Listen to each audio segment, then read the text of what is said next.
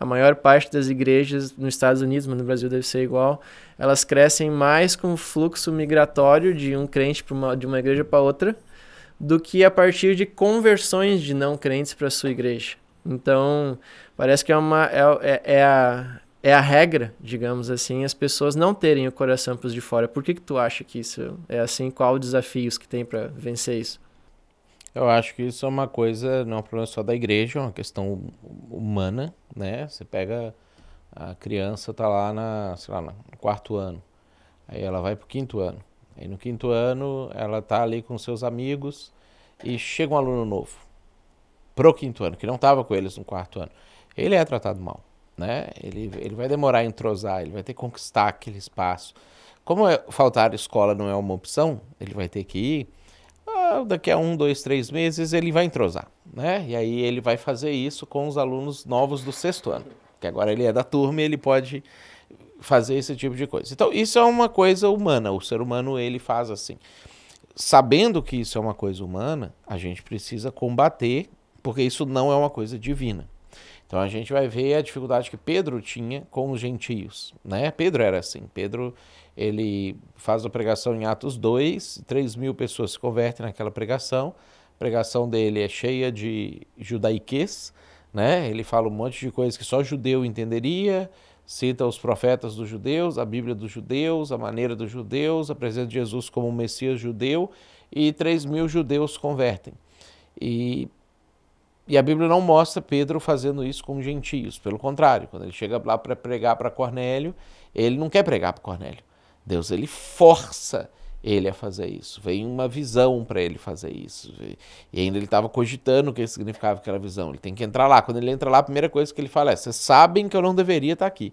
Né? Depois a gente vê ele tem dificuldade lá em Antioquia, quando Paulo escreve lá em Gálatas, teve que chamar a atenção dele porque ele levantou da mesa e saiu. Ou seja, existe uma naturalidade para a gente ser assim, para a gente não gostar de pessoas não crentes. Elas, na visão da religiosidade, elas são impuras, porque elas cometem pecados que a gente não comete.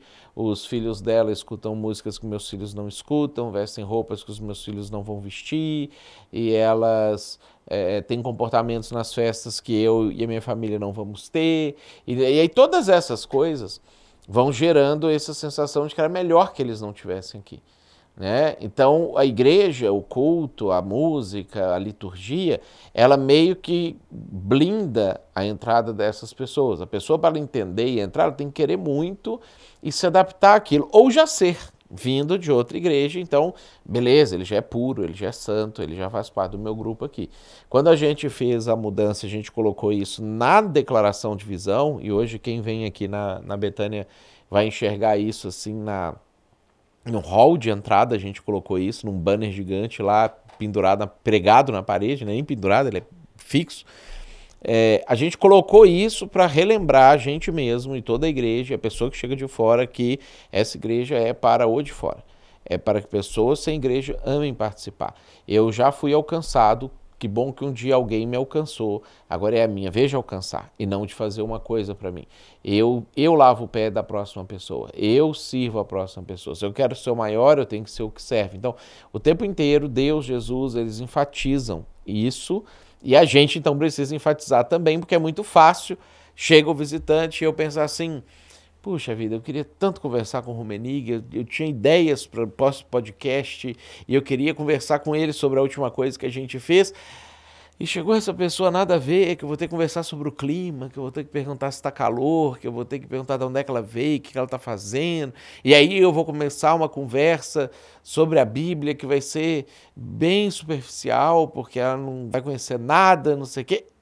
Esse pensamento faz, habitualmente, as pessoas afastarem os de fora da igreja. Então, é um processo antinatural.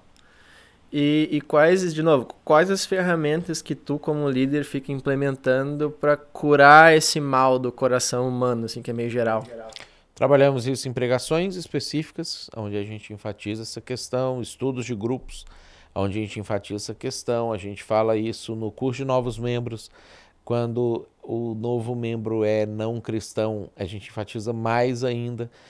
Nós temos algumas práticas da igreja de não ter usos e costumes de nenhuma espécie que, de certa forma, comunica isso o tempo inteiro, porque um crente tradicional não se sentiria à vontade, né? Então isso acaba fazendo com que a pessoa seja relembrada.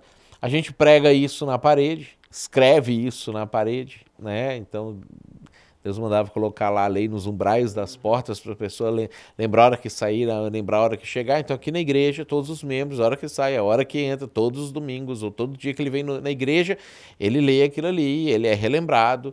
Inclusive a gente escuta reclamações, né, de membros da igreja, às vezes, que são os crentes velhos, né, que fala assim, mas ovelha velha também pasta, né, mas se importou comigo só quando eu cheguei, agora está se importando com outro, não sei o quê.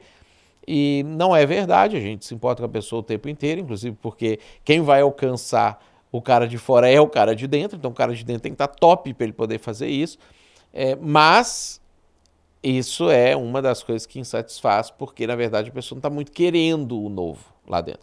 E aí a gente vai nos aconselhamentos, repete isso com a pessoa também, isso aqui. Então a gente vai o tempo inteiro de uma forma, de outra forma, de outra forma, de outra forma, não uma forma única, mas a gente vai comunicando para a pessoa que é por de fora, é por de fora. E aí a gente estruturou a igreja para ser assim. Então, a escolinha das crianças, a música, a liturgia do culto, o jeito de pregar, né? A gente não chega lá em cima e fala assim, não, como disse Paulo, blá, blá, blá, blá, e começa a falar.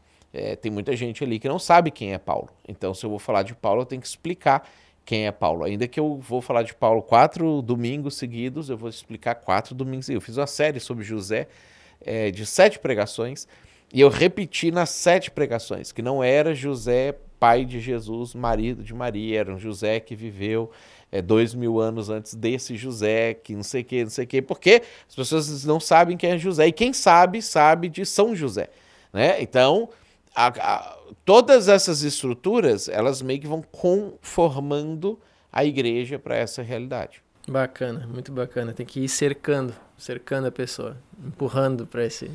Esses dias aqui a gente estava numa reunião, e aí a gente tem aqui no departamento infantil, agora que a gente está num espaço maior, a gente precisa cadastrar as crianças que chegam, porque às vezes a gente não sabe quem é o pai da criança, né? A criança sobe, está lá com o professor, aí ela passa mal, chora, sei lá o quê, tem que chamar o pai lá no culto, e a gente não sabe quem é o pai. Então tem que cadastrar tudo direitinho e tudo mais para a gente poder identificar com um número, uma pulseira, qualquer coisa assim. E até também, sei lá, para não vir um bandido e levar a criança embora, sequestrar a criança aqui. Então, a gente tem um check-in, né, de entrada para o pai cadastrar a criança antes do culto começar.